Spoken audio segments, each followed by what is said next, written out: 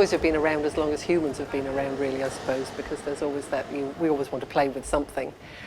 So, we've got really, say from at least a couple of thousand years ago, we know that there are miniature versions of adult objects. So things like, pottery in particular, actually, that comes from the sort of Middle East and Egypt.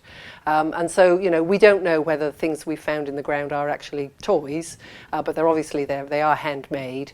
They could be just grave goods, or they could be something that a child played with. Well, copies of the early toys would be copies of things that adults have, or copies of things in the world.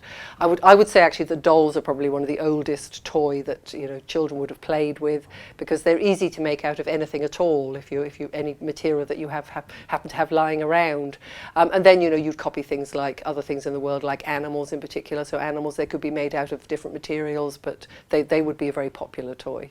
Children will always play, they play nicely, they might play aggressively, so I suppose you're going to come across weapons as well. I mean, some weapons may not be identifiable in the early period, but once you start having things like guns made, and you have similarly with, toy soldiers would be quite an early toy as well, they are going to copy that as well. Handmade toys be made for all sorts of different materials. So you do find sort of across the world, I suppose, that different materials are more popular in different countries, and also depending on the time period as well.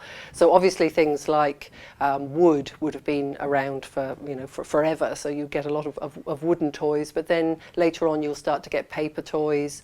When metal is produced, you start to get metal toys.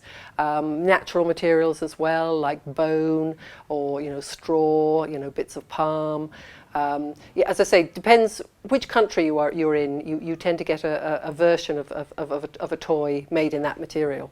So, for instance, in Africa, you get metal being used quite a lot, and sort of scrap metal. So you've got, for instance, wire toys from Botswana, which are very well known. But also, children will pick up bits of old cans and make cars and things like that. Whereas if you look at somewhere like India, for instance, where they have a great tradition of sort of little moving toys as well, they tend to use a lot of paper and that sort of material.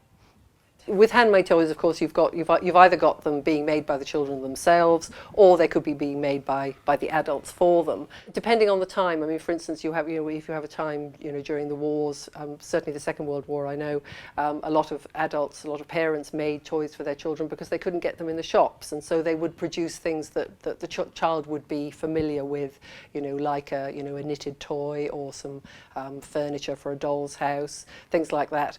A little toy vehicle. The children themselves, I think they tend obviously to use a lot more imagination if they're making their own toys, and so they would tend to make them out of scraps of material, whatever they could find around. Children will always make toys of their own. If they're out in the countryside, for instance, and they haven't got any toys with them, they'll improvise. So something like just a stick and a feather will make a boat. The commercial production of toys sort of varies depending on the type of toy. You would have had things like dolls and games particularly would have been around, they've been around for centuries really, and dolls' houses as well, of course, and dolls' house furniture. But it's not really till you get to the sort of the latter half of the 19th century where you get companies, manufacturers who are actually looking at children as the consumer, and so they're thinking, we need to start making toys and a range of toys for these children.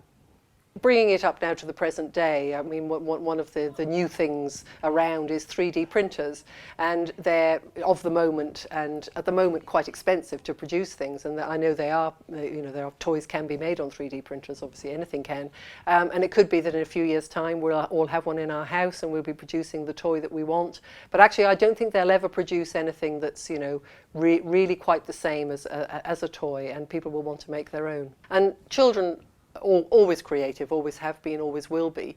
I think we underestimate the imagination of children, and I think that they will always make their own toys. They might find themselves in a situation that they haven't got any of their favourite toys with them, or it might just be their own creativity, but they will want to make their own, even if it's only a version of something that's out there already.